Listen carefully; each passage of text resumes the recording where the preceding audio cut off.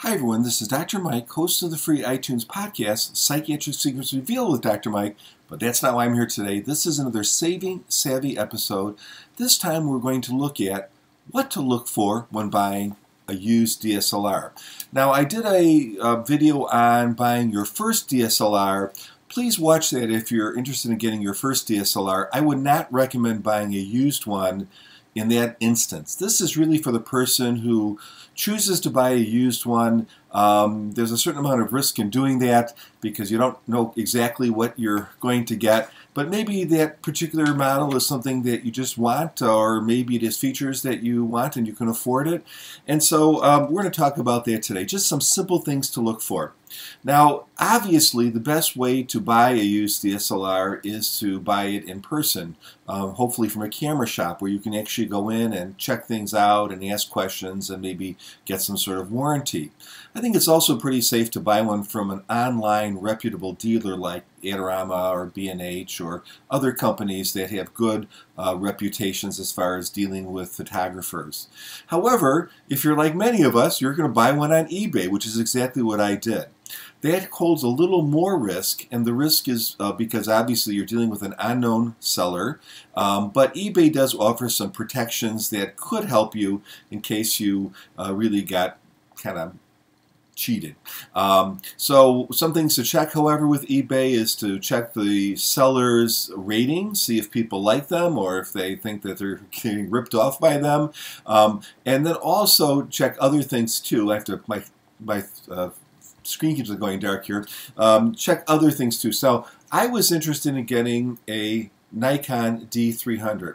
This was a camera that was introduced, I think, in about 2007 or maybe 2008. It was discontinued in 2009, late 2009. So it's not the state-of-the-art camera that's out there, but it really is an excellent camera with a 12 megapixel sensor, just tons of controls. It's a well-loved camera because it's really designed for the photographer in mind. So these cameras were superseded by the D300S, which was pretty much the same camera but offered video.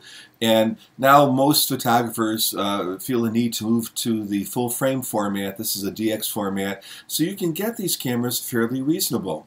This camera, when it was new, sold for around $1,800, and believe it or not, you can still buy them new for, let's say, $1,400 to $1,800 on places like Amazon. But I got this with a few other things, and the overall price of the camera turned out to be about $450. So let me tell you what I looked for. It did not include the lens, by the way. That's my lens. And things that you might want to check too. So first of all, of course, if you're buying online, check the pictures carefully. Make sure that the pictures represent the actual camera and not just some demo pictures. And the one thing that you really want to know are the actuations, or how many times the shutter was pressed.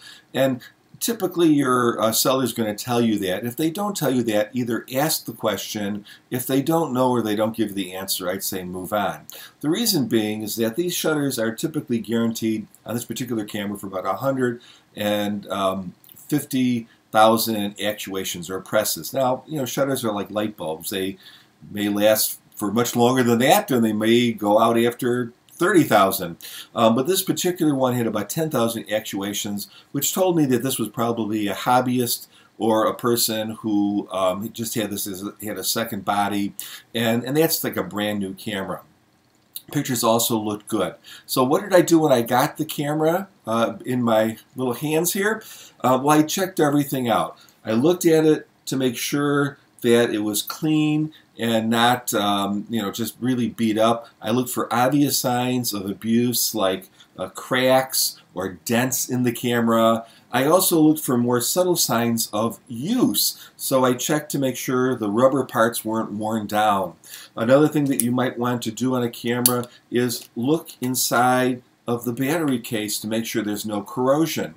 That if there's corrosion, that's a bad sign. You might want to check the flash compartment for your memory to make sure that that memory card seats in there well. A camera that oftentimes, you know, you take the card out and you read it in a reader. So if this thing seats very poorly, it means that the card's been taken out many times. That implies maybe the camera is older than you think. You can take a shot with the camera upload it to a number of sites, and it will tell you the actual shutter count. I did that. Mine was a little bit over 10,000, which is pretty much what the guy said it was. There's other ways of doing that too. I think that, well, I know the Nikon does, I believe Canon and also Pentax do list the actual shutter count in their EXIF files. I'm not so sure about Sony. I'm sure you can alter that in some way, but in most cases people aren't going to alter that. The other thing that you want to do is take, if you don't have a lens on, which a lot of times they come without the lens, you want to look inside, and I have to press my button here again, you want to look inside to make sure that everything inside looks nice and clean and not corroded and works well. You might want to leave it on and take a few shots, make sure everything works well, and even try it on continuous mode, which I'm trying to do right here.